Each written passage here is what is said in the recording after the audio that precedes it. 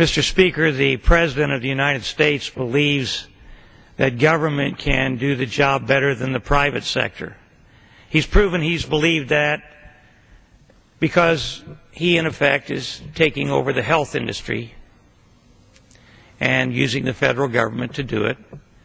He reached into the automobile industry and took control of a large part of that, and eventually he'll probably try to take control of all of it.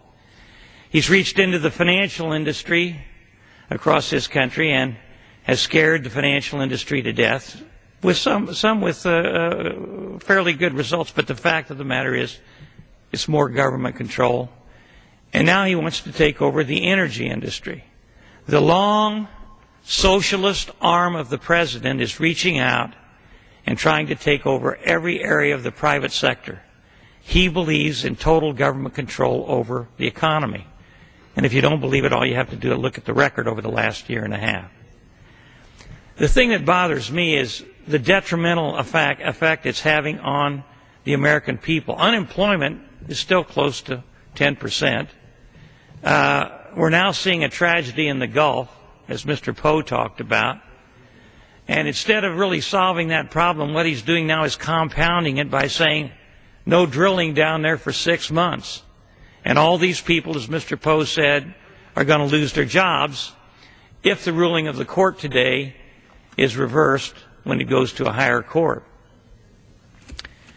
The thing that really is funny about this is we just sent $2 billion to Brazil so they could do offshore drilling.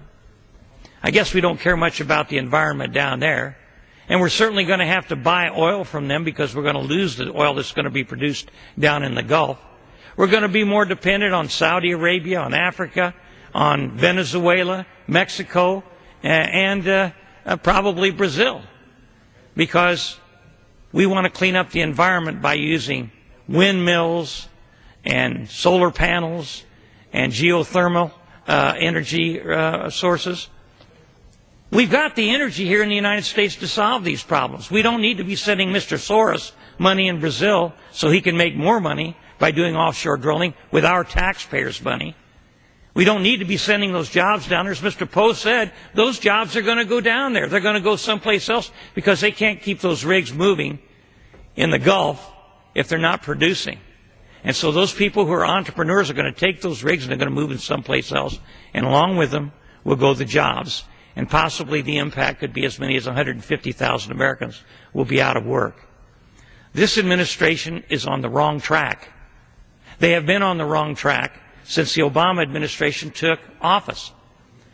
The president believes in socialism. You know, he really believes in it. And so he's trying to put the government in control of everything, and himself at the head of the government is going to be the person pulling the strings.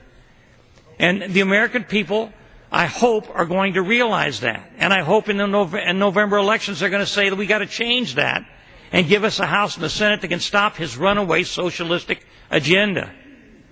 The way to solve our economic problems is, as I said earlier tonight in a 1 minute, the way Ronald Reagan did it, listening to Mr. Laffer, and that is to cut taxes, to get the burden of government off the backs of the businessman and the individual citizen. And if you do that, you can unleash the power of the free enterprise system and make this economy grow. Cut taxes, give people more disposable income. Cut business taxes, give business more money to invest.